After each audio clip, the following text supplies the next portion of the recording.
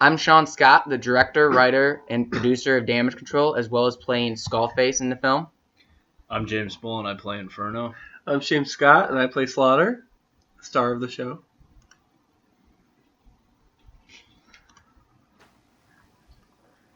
Ooh. This is where it all began. Yeah, this Right is here. where Mr. Mayhem Movies really got its shining moment. And looking back on this scene, it came off much more comedic than I wanted it, but it's shot for shot exactly what was in the original script. Help me out, man. So I guess that's kind of a testament to my writing ability. It's like a great first shot, too. Yeah, but the comedic kind of helped with the whole my character. So Slaughter's not really to be taken seriously. Where are you going? Is this the first scene we What are you filmed, doing? or? Yeah, this was on the very first day of filming. Rippin The really very liked to be first tied scene. up. I don't know if that's something he likes to do in his own time or not. I remember hog tying him, but when we hog tied Rippin, it was in the other room, but we didn't realize that until he was already tied up. So we just had him hop all the way into the bedroom. I thought this transition was a really good job. How, and then you add like me into it, but I like that whole thing. Reading Inferno. See now you see where he got the chainsaw from. That's what It makes everyone more was sense. wondering. I mean,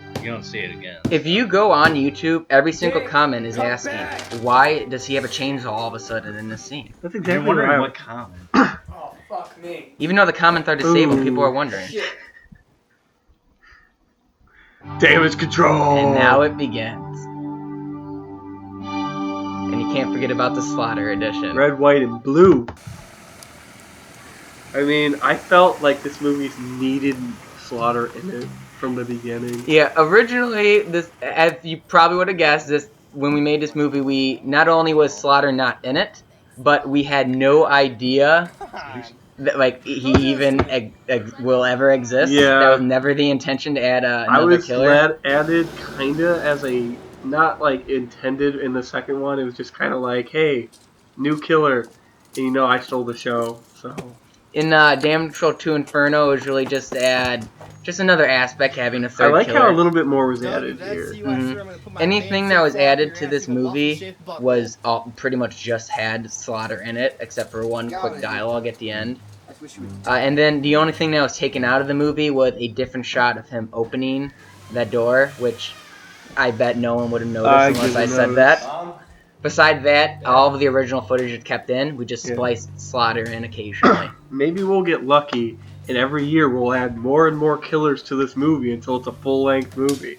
Yeah, we should film scenes where we add the Chosen One into this movie in one big epilogue. It's kind of like epilepsy, but with an epilogue.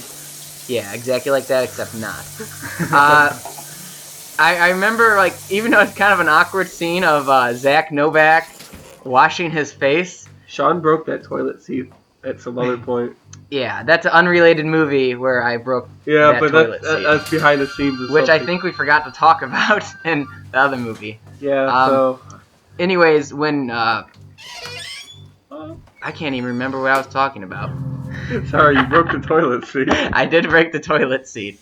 See, you know how easy... How did we move Zack? He is a big, strong boy. The Inferno character is very strong. I remember what I was saying before. The fact that Zack is washing his face might seem a little long, but the original movie was much, much longer in the script form and in my mind, that it would have just been a good transition scene to build up suspense, but now it's just kind of an awkward face washing. If you look closer, you can see Keith's shadow, who's filming. You really can. I never noticed that. Oh, I noticed a lot of bad things about these movies. And we never really explain who's making all the creaking sounds up there. Look how unconcerned James is. I like to imagine it is. James is spreading his the balls Chosen around. One, possibly.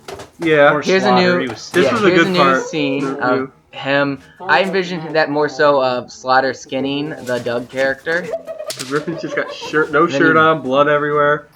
Really attractive. Down in that face. James spreaded his balls off to get around the house too. Are you tripping watch this fall. Yeah, I envision me tripping. Okay. I was the one. Was it tied to a tree? Yes. Okay, I was and gonna someone say. else was pulling it. James really got in there with that mall. And there's Sean walking. That's good. just a transition shot. James honestly couldn't move him. I don't For think if you for realize dragging of that, we had we got a tire and put it on a long thing of cardboard and You can just go dragged have it fun with your across toys the now. grass, and that made a really good dragging that. sound. Keith, this is his big moment. Wait for it. Keith Hans, everybody. Keith Hans with a double for Jacob Rippin's character. If you notice, you can see his shirt right there. Not as attractive. But in as the other Jacob scene, Rippin. he was being skinned without a shirt.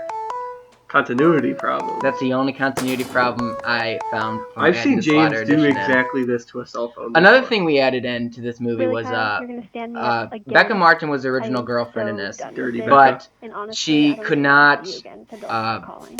she could not be here for like the filming of the audio for the call. So we had Mary O'Neill fill in. And No one noticed. No one probably noticed that. But for the Slaughter edition, since we're already changing There's things, me. I thought we should add in. I had Becca record a new dialogue, and she's currently living in North Carolina, I believe. Dirty So Becca. she sent it all up from all the way down there just to put in It was nice of her. Slaughter edition. You know, this is And this is another big obviously a scene. new scene. I look very into what I'm about to To do. imply that he's about to do something else. I'm about to do some bad things to a bad girl. For anyone here who had ever not actually seen the original version of Damage Control, and this is your first time ever seeing this movie with the Slaughter edition, I encourage you to see if you can, like, I know you'll know what scenes are added because it's Slaughter, but see if you can really tell the difference between the scenes. For having a time in between, there was a multi-year gap. Yeah, it flowed together pretty sexy. And you can see with the scenes, the original scenes when we were first doing Damage Control, James Bull, the Inferno character, his shirt will be open with a blood stain. Wait, with this part, we had to reshoot it because didn't Keith say he couldn't see where the TV Yeah, you would have couldn't been? see where the TV would be. And like, okay, Keith, I believe you, but just in case, I'm going to look at it. So then I go in another room, look at it, and then I like storm back in, like, and outside going, we need to refilm it. But when it came to it, everything flowed together really good. Yeah, very good. And Better than I would. And we kept basically the same version, like not the same version, but the same type of song for the credits because I really grew attached to it because we added in my whistle into the beginning of this movie, but as well for the second movie, the Skullface whistling is the same tune of the credits, just much slower. And we added Abby Baker into special thanks. Thank you, Mark Hans. And then I also added my dad into the special thanks who's not there. And now we have a new logo, which I'm glad we can use, courtesy of MJ Johnson. Go MJ!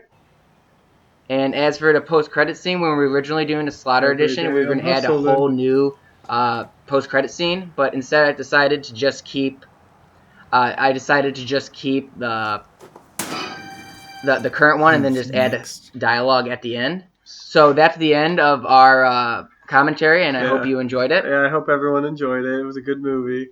Multi-year movie, may I add. James is a great actor. Kudos to him. And then Sean's just kind of there. Thank you, Shane. You're welcome.